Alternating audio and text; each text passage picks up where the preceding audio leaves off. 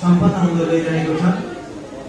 यस साधारण सभा तथा अधिवेशनका प्रमुख अतिथि आइसक्नु भएको छैन।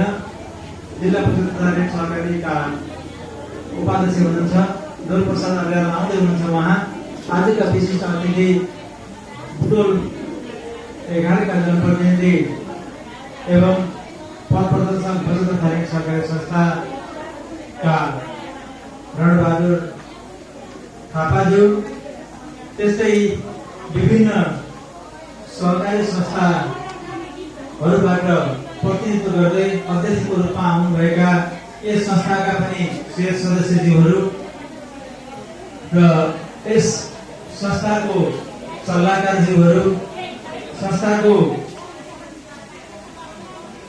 सञ्चालक समिति सदस्यज्यूहरू, पदाधिकारी तथा सदस्यज्यूहरू र लेखा समितिका संयोजक तथा सदस्यज्यूहरू,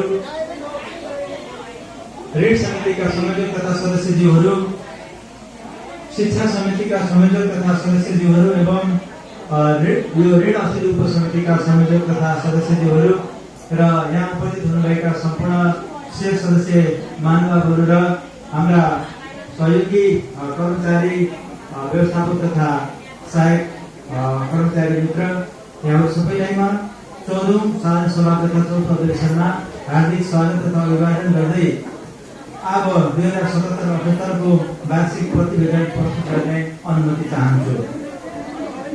नेपालको र संसारको सहकारी आन्दोलनमा लाग्नुभएका सम्पूर्ण सहकारी अग्रजहरूले आज यस अवस्थामा ल्याउन अहम भूमिका निर्वाह गर्नुभएको छ। उहाँहरूप्रति हार्दिक सम्मान प्रकट गर्दछु। यस संस्थाको विनियम र स्थानीय तहबाट पारित सहकारी सञ्चालन सम्बन्धी कार्यविधिलाई अवलम्बन गर्दै हाम्रो सहकारी अगाडि बढिरहेको छ। गत वर्षदेखि कोरोना भाइरसका कारण संसारभरि नै विषम परिस्थिति भएको बेला यस सहकारीले पनि त्यसको मार खेड्न गरेको छ। हर्जाना बिना गर्ने र ब्याज दरमा सुलभ बनाउने काम गरी शेष सदस्यहरूलाई केही राहत दिन खोजिएको छ। अहिलेको सबै काम डिजिटल प्रणालीबाट गरिने हुँदा त्रुटि कम हुने र कोष तथा हिसाबको अवस्था तुरुन्तै थाहा पाउने व्यवस्था भएको बेहोरा म निवेदन गर्न चाहन्छु। हामीले सबै कार्य सञ्चालक समितिको निर्णय र साधारण सभाको निर्देशन अनुसार नै भएका छन्। सबै शेष सदस्यहरूलाई छिटो शरीरको सेवा प्रदान गर्न हामी दत्तचित्त रहेको बेहोरा निवेदन गर्न चाहन्छु। यो संस्था 2064 साल चैत्र 3 गते डिभिजन सहकारी कार्यालय रूपन्देहीमा दर्ता नम्बर 470-924-064-65 मा दर्ता भई हाल 14औं साधारण सभासम्म पुगेका छन्। हामीलाई मिति 2074 असोज 28 को तेस्रो अधिवेशनबाट यहाँहरूले निर्वाचित गराइसकेपछि संस्थाको हितलाई सर्वोपरि राखी हामी संस्था सञ्चालन गरेका छौँ। सञ्चालक र सल्लाहकारहरू र उपसमितिहरूको र सबै शेष सदस्यहरूको सल्लाह सुझाव निगरानीले संस्थालाई चुस्त दुरुस्त राख्न अझ प्रेरणा मिलेको छ। हामीले बचतमा ऋण, ढितो कर्जा, मोटरसाइकल कर्जा र आवश्यक अनुसारको विशेष कर्जाको पनि व्यवस्था दिइरहेका छौँ। ढितो कर्जा र विशेष कर्जा ऋण समितिको ढितो मूल्याङ्कन र सिफारिसको आधारमा मात्र प्रदान गर्ने गरिएको छ। एकजना शेष सदस्य लक्ष्मी कार्कीको ढितो कर्जा असुल हुन नपाउँदै उहाँको निधन भएकोले र ढितो जग्गा कमजोर भएको कारण असुल हुन सकेको छैन। त्यो ढितो विलम्ब अझै आफै नै सरकारी संस्थाले नै स्वीकार गर्नु पर्ने बाहेक अरू उपाय नभएको हुँदा सोलाई अब अगाडि बढाउनु पर्ने रहेको छ भने अन्य सबै कर्जा असुली भइरहेको छ। आदरणीय शेष सदस्यहरू, विनियमलाई समय सापेक्ष बनाउन गत वर्ष नै संशोधन प्रस्ताव गरिएको र सोलाई स्थानीय तहबाट स्वीकृत भइसकेको बेहोरा अनुरोध गर्दछु। यस वर्षदेखि सो संशोधित विनियमबाट संस्थालाई सञ्चालन गरिएको अवगत गराउन चाहन्छु। संस्थालाई नियमित र पारदर्शिताको लागि बैठकमा खुल्ला बहस र छलफल गर्ने गरिएको छ। छलफलबाट निस्केका निर्णय आवश्यक नियम अनुसारको रहेको अवगत गराउन चाहन्छु। यस संस्थामा अहिलेसम्म महिला शेयर सदस्य संख्या 293 र पुरुष सदस्य संख्या 171 गरी जम्मा 464 जना सेयर सदस्य रहेको म निवेदन गर्दछु। यस सालको लेखा परीक्षणमा 5 लाखमा उल्लेख भए अनुसारको सम्पत्ति र लगानी गरी जम्मा रु 7,08,61,002 रुपैयाँ।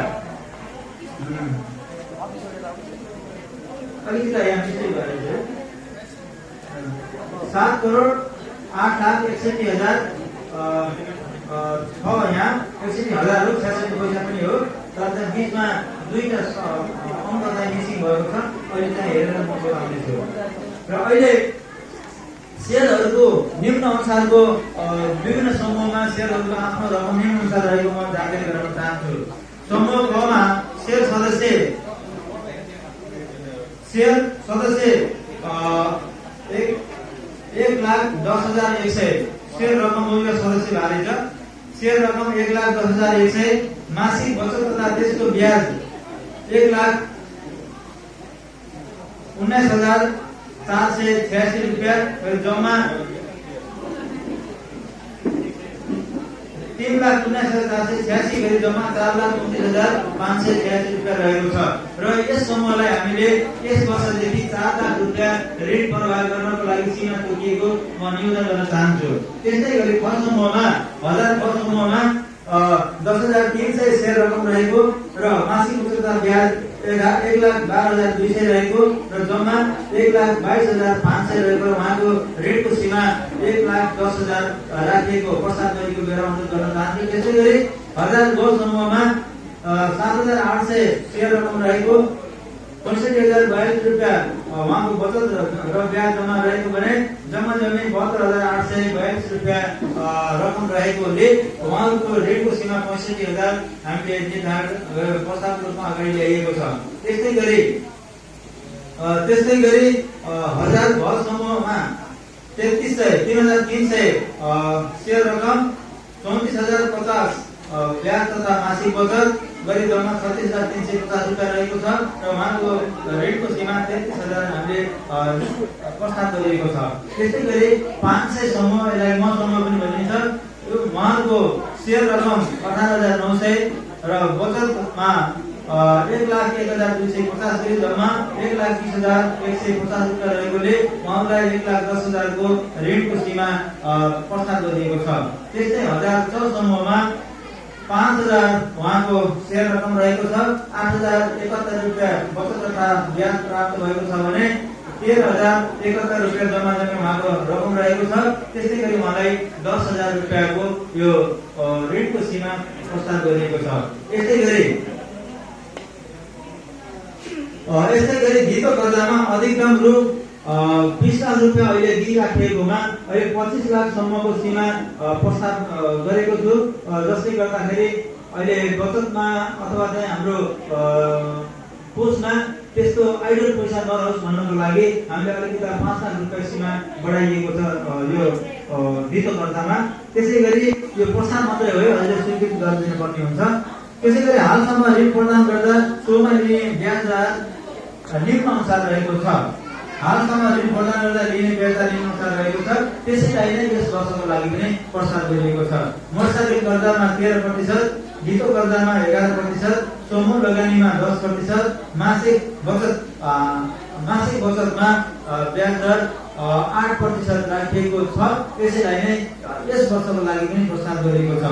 र राष्ट्र ब्याङ्कको मौद्रिक नीति परिवर्तन भएमा सोही अनुसार समायोजन गर्न सञ्चालक समितिलाई अधिकार प्रदान गर्न प्रस्ताव गर्दछु। संस्थामा अधिकतम तरलता रहेमा लेखा समिति, ऋण उपसमिति र सल्लाहकार समितिको बैठकले छलफलबाट निश्चित निर्णय अनुसार संस्थालाई हित हुने गरी आर्थिक व्यवस्थापन गर्न सक्ने गरी प्रस्ताव गरेको छु। प्रकृति मिल्ने सहकारीहरूसँग मत गर्न उचित ठानेमा सो प्रक्रिया गर्न सञ्चालकलाई अख्तियार दिनको लागि प्रस्ताव गर्दछु। यो मत गर्ने प्रक्रिया चलिरहेको छ नगरभरि, राष्ट्रभरि नै चलिरहेको हुँदाखेरि अब सानो सहकारी होइन ठुलो सहकारी बनाउनु पर्ने भएको हुनाले मतको प्रक्रियालाई अब अगाडि बढाउनको लागि यो प्रस्तावको रूपमा ल्याइएको हो। त्यसै गरी यस संस्थाको लगानीमा राष्ट्रिय सहकारी ब्याङ्कमा 5,10,000 रहेको छ, जिल्ला सहकारी सङ्घमा 10,000 रहेको छ, बचत तथा ऋण सहकारी सङ्घमा सेयर रकम रु 20,000 रहेको अवगत गराउन चाहन्छु। धितो कर्जामा अहिलेसम्म 1 वर्षमा 50% रकम भुक्तान गर्नुपर्ने र 2 वर्षमा पुरै रकम भुक्तान चुक्ता गर्नुपर्ने प्रावधान रहेकोमा सो यथावत राख्दै मोटरसाइकल कर्जामा र धितो कर्जामा मूल्याङ्कनको बढीमा 60% लगानी गर्ने प्रावधानलाई पनि यथावत राख्ने प्रस्ताव गर्दछु। साथै धितो मूल्याङ्कन गर्दा सरकारी मूल्य र बजार मूल्यलाई हेरी मूल्याङ्कन गरिने व्यवस्था गरिनेछ। 6. संस्थाको शीर्षक अनुसार कर्जा तथा निक्षेप तथा कोष निम्न अनुसार रहेको यहाँलाई निवेदन गर्न चाहन्छु। समूह कर्जामा जम्मा जम्मे 1,91,24,053 रुपियाँ रहेको छ भने धितो कर्जामा 3,67,80,500 रुपियाँ कर्जा रहेको छ। मोटरसाइकल कर्जामा 3,54,000, 35,47,545 रुपियाँ रहेको छ। गरी जम्मा 5,94,52,098 रुपियाँ हाम्रो ऋण प्रवाह भएको छ। त्यस्तै गरी विभिन्न कोषमा 3,68,515 रुपियाँ 32 पैसा रहेको छ। हाम्रो कुल सेयर पुँजी 1,28,17,200 रुपियाँ रहेको छ भने हाम्रो कुल मासिक बचतमा जम्मा जम्मी सबै सदस्यको गरेर 5,55,426 रुपियाँ रहेको छ। जोखिम कर्जा कोषमा अहिले 5,94,521 रुपियाँ 19 पैसा रहेको निवेदन गर्न चाहन्छु। आर्थिक वर्ष 77-78 को लेखा परीक्षण गर्न फर्मल पन्थी एन्ड एसोसिएटलाई रु 25,000 पारिश्रमिक दिने गरी लेखा परीक्षक तोकिएकोलाई अनुमोदनको लागि यस साधारण सभामा अनुरोध गर्दछु। साथै आर्थिक वर्ष 78-79 को लेखा परीक्षण गर्नको लागि सञ्चालक समितिलाई नै लेखा परीक्षक तोक्नको लागि अख्तियार दिन म प्रस्ताव गर्दछु।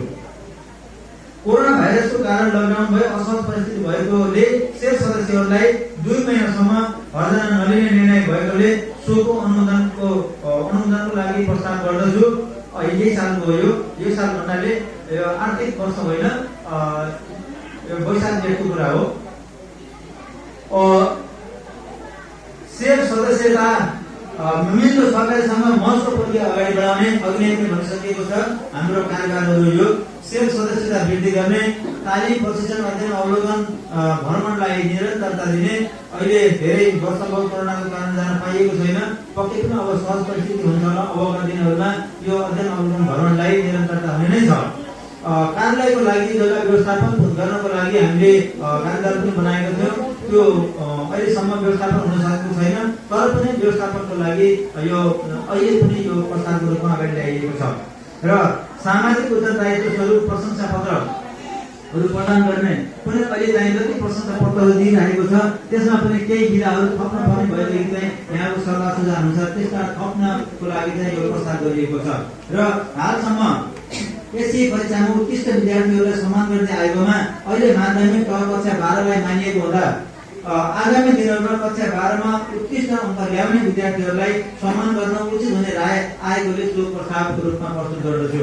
र असल ऋणीको रूपमा सबैभन्दा बढी ब्याज तिर्ने र नियमित भुक्तानी गर्ने ऋणीलाई समेत सम्मान गर्दा उचित हुने हुनाले त्यो पनि त्यसको लागि पनि प्रस्ताव गर्दछु।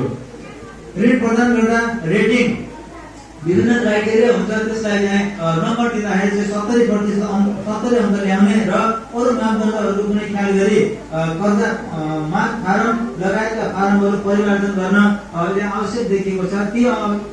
ती आवश्यक कागजातहरूको लागि वित्तीय संस्थाहरूसँग समन्वय गरिनेछ। वित्तीय संस्था हुनाले हामीसितै संलग्न हुनुभएको अहिले मञ्चमा आसीन रहनुभएका सम्पूर्ण अतिथिज्यूहरू हुनुहुन्छ। उहाँहरू आफ्नो यस विधामा धेरै पोख्त भएका कारण चाहिँ उहाँहरूले जानकार रहनुभएको हुनाले उहाँहरूसितको परामर्श अनुसार हामीले अगाडि आगामी दिनहरूमा त्यसलाई परिमार्जन गर्दै लैजानेछौँ। त्यस्तै गरी शेष सदस्यहरूको मृत्यु हुँदा राहत प्रदान गर्ने रु 15,000 हामीले यसलाई निरन्तरता दिइरहनेछौँ। सधैँ नै हाम्रो मृत्यु हुने क्रम हुँदैन, एक दिन सबै मृत्यु हुन्छ, यो सबैले पाइने भएको हुनाले यसलाई निरन्तरता दिने कुरालाई प्रस्ताव गर्दछु। र दुर्घटना बिमा मृत्यु हुँदाको बखतमा 2 लाख रुपियाँ प्रदान गरिने जुन मृत्यु बिमा छ, दुर्घटना बिमा, त्यसलाई पनि निरन्तरता दिने प्रस्तावको रूपमा प्रस्तुत गर्दछु। त्यस्तै गरी सरकारी संस्थाहरूको सञ्चालनमा एउटै पदमा 2 कार्यकाल भन्दा बढी वर्ष अरूको नेतृत्व विकासमा सहज नहुने हुँदा बढीमा 2 कार्यकालको लागि प्रस्ताव गर्दछु। यो शब्द केराखाम भएर चाहिँ यो धेरै राम्रो शब्द चयन गर्न मैले सकेको छैन, तर 2 कार्यकाल भन्दा बढी नबस्दा राम्रो हुन्छ भन्ने रायहरू आइरहेको हुँदाखेरि अबको दिनहरूमा एउटा पोस्टमा 2 कार्यकाल नबस्ने व्यवस्थाको लागि प्रस्तावको रूपमा यो ल्याइएको हो।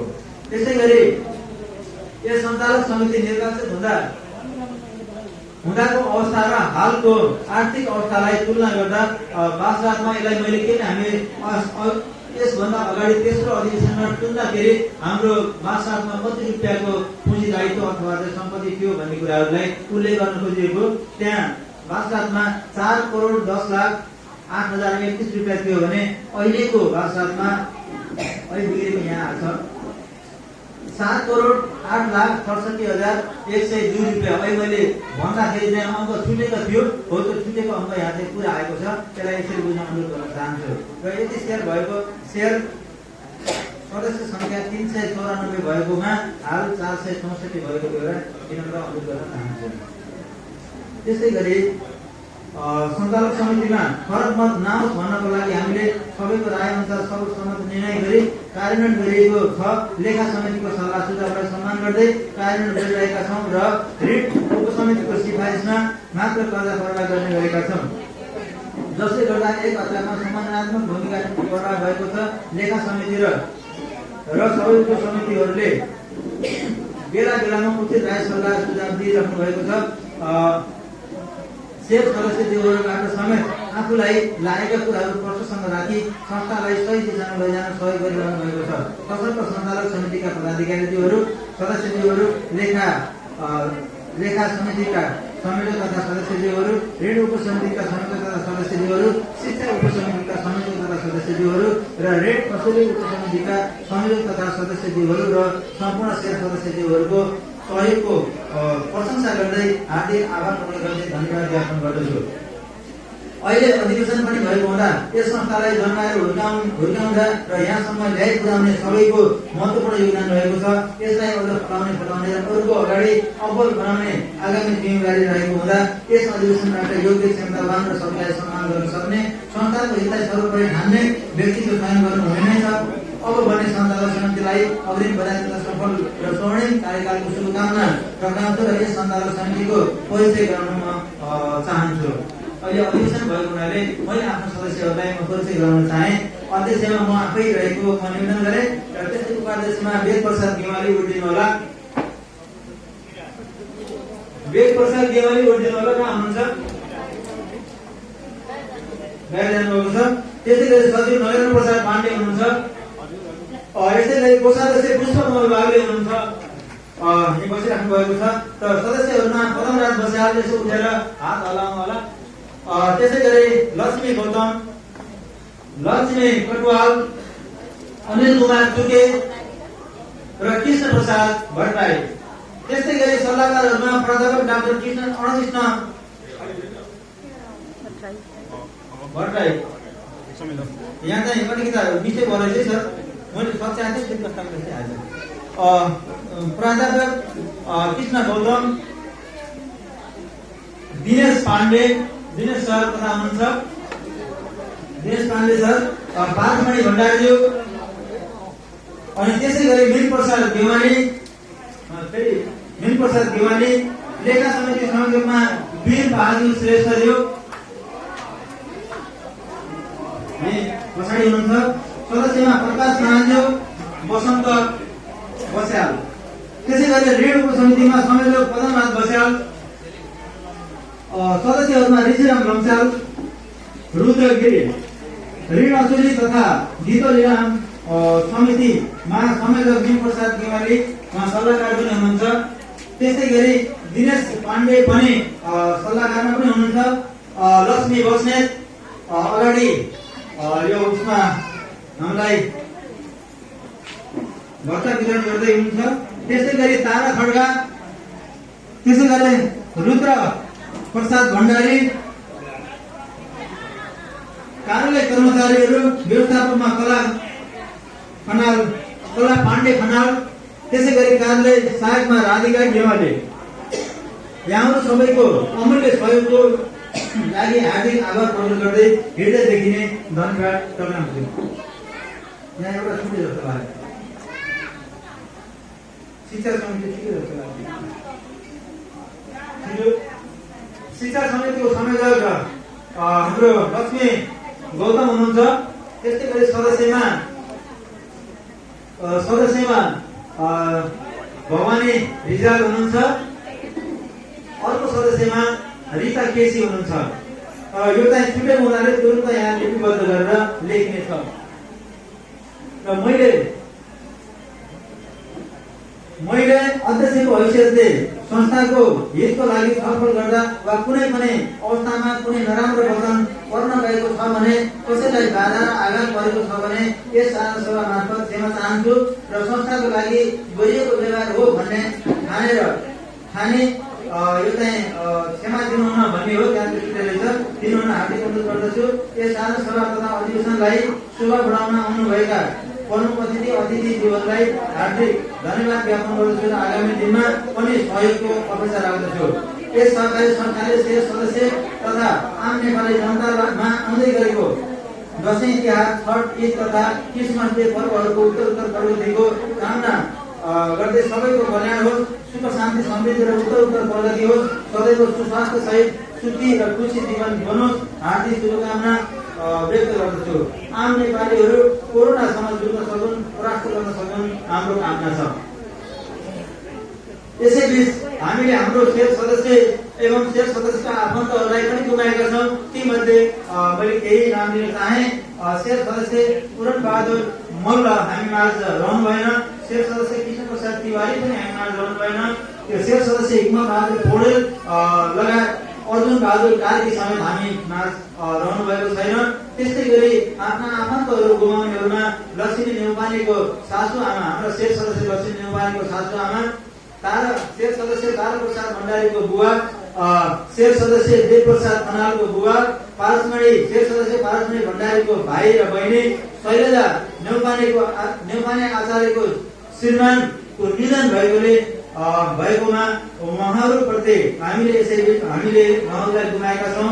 उहाँहरू सबैको दिवंगत आत्माको चिर शान्तिको कामना गर्दै भावपूर्ण श्रद्धाञ्जली अर्पण गर्दछौँ र शोकाकुल परिवारजनमा धैर्य धारण गरी शक्ति प्राप्त होस्, उहाँहरूप्रति हार्दिक संवेदना प्रकट गर्दछौँ। र यसमा केही संवेदनाका कुराहरूमा छुट्न गएको छ भने यहाँहरूले सम्झाएर फेरि पूर्ण गराइदिनको लागि म अनुरोध गर्न चाहन्छु। प्रस्तुत प्रतिवेदनमाथि गहनतम छलफल गरी सकारात्मक टिप्पणी र सल्लाह सुझाव दिनुहुन अनुरोध गर्दछु। यसमा केही सुझाव समावेश गर्न वा हटाउन पर्ने भएमा ती समेट्ने गरी यो प्रतिवेदन पारित गरिदिनुहुन सबैमा हार्दिक अनुरोध गर्दै यो प्रतिवेदनलाई यहाँ विश्राम गर्ने अनुमति चाहन्छु। हार्दिक अभिवादन सहित जय सरकारी मिति 2078 आश्विन 16 गते म अध्यक्ष रामचन्द्र खनाल छेत्री अध्यक्ष हस्त धन्यवाद, नमस्कार।